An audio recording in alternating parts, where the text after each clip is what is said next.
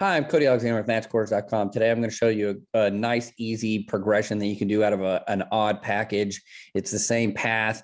A lot of these have been best practice paths just in terms of blitzing to a bare front is easy to do. And then in this one, you have a variation of what's called odd diner that's known in the Orlando. I think the Ravens call this Dalton. And all you're going to do, again, is you're blitzing off the guards. Texans are going to have a empty right here. And so you can see right now, these edges are going to go. So in this simulated pressure, the outside four guys are going, and then these guys are going to drop out.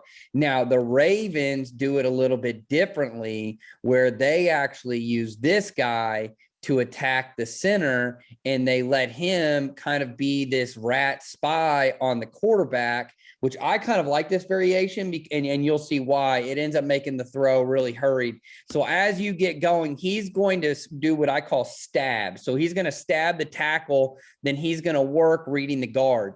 This is going to be what you would call a cop, or what I call Roscoe, rush outside and contain. So usually from a D lineman, you're going to call it a cop. And then from an overhang position or a linebacker position, you call it a Roscoe. So just kind of differentiating that. Again, you've got him right here on the cop. Now he's going to work here, and then he's going to bounce out as the rat. You see him working across that guard, trying to get there. Then you have your two seam droppers. So if you think about it in terms of, I've got cover two here, I've got a seam dropper. This really is kind of your middle hole player. They're running a version of cover two, but it's more or less like a trap two, 5-man pressure version, with him kind of being kind of the rat in the middle and really spying that quarterback. So as you see this, you can see that tackle doesn't even look at him. Remember, this is empty protection. It's only five-man protection. You can see here now that the DN's starting to work here. He's going to come off and block. You've got two occupying here. He was enough to pop out that now that tackle keeps working here. There's no one for the edge rusher on the other side. And you see Watson hurriedly throw this out there. And again, they complete a pass, but it's to the flat with a hard corner waiting for him. He dumps him right there, and the play's over. So this is let's go from the beginning again. So what we're going to get, this is what in my progression I would call Seahawk. Okay.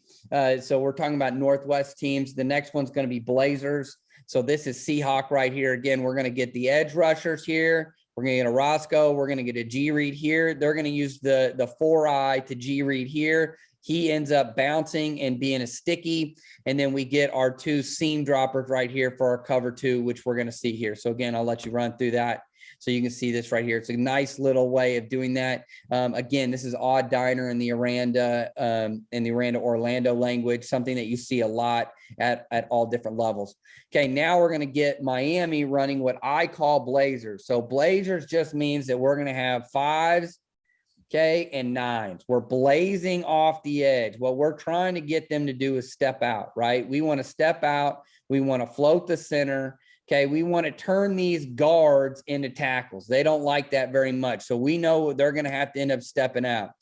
So what they've done here for Miami is they've just tagged it with an ad, or you can hug rush the back. It doesn't matter. So here he's just gonna add in. So if you're familiar with the Bears path, it's very similar to that.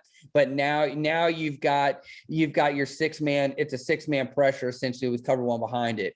So you can see what we get here. Again, we're gonna have our cop right here. Okay, they're setting the wall, they're wall building, they're contained. We're going to stab and read. He's going to stab and read. Nose goes to the same side as the back, and then you're going to have the linebacker rush in right there.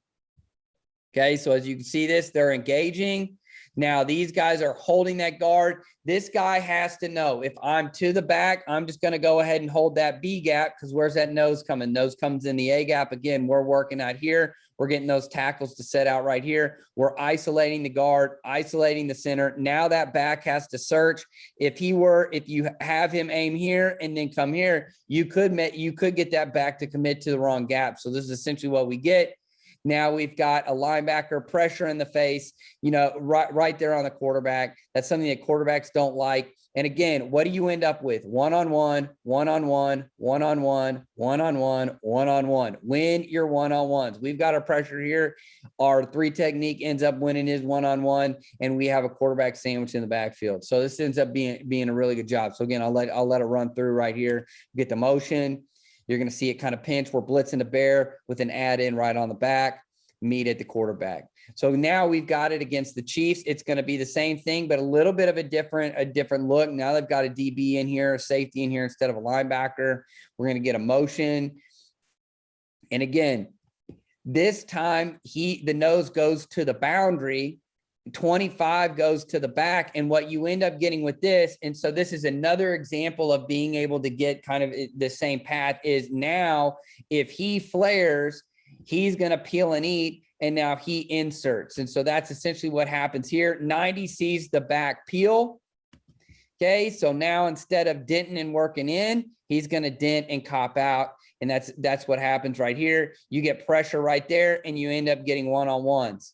Okay, so now 29, who's a little bit better of an athlete, he's able to escape. You get the contained pressure, and everybody working back on top of the quarterback. So again, this is another look at that kind of what I call blazers. Again, in regular blazers, you're here. He's going to either work to the nose or work to the running back or work to the boundary. In this, because they're share rushing it with these 2 guys, we're going to get him to work to the boundary. So you're going to get the nose here. He's going to work to the B gap.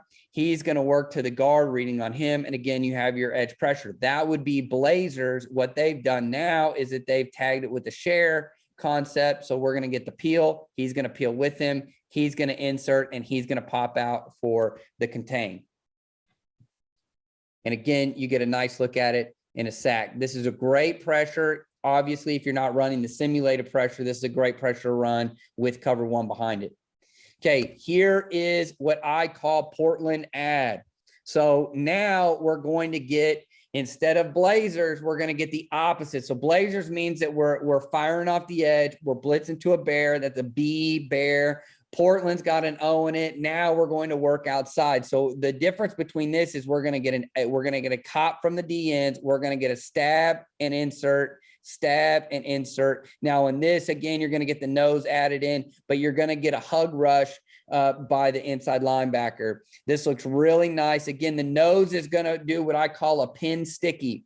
So he's going to pin the A gap, and then he's going to be a sticky. So he knows that he's just going to kind of hold the position at the top. You can see how this works. So again, the D ends are going to work upfield. They're going to cop. You get the outside linebackers taking a step upfield, and then they're going to come underneath looking for the guard. You end up getting this nice little natural overlap right here. As long as he works outside, he knows he can now filter in here. What I like about this as well is this is a nice natural cross action, but because we've pinned sticky this center knows I've got man-to-man blocking, so I'm going to go ahead and chase him. Even though they've got this guy taken, we've got a double here. We're going to end up getting a guy free because of the way it works. So let's go back to the beginning.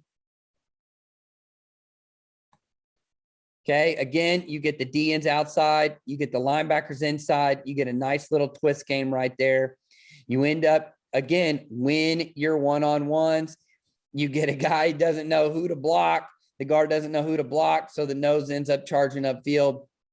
You win your one-on-one. Now quarterback's got to throw it into the dirt. So let's go back one more time. This is going to be Portland add.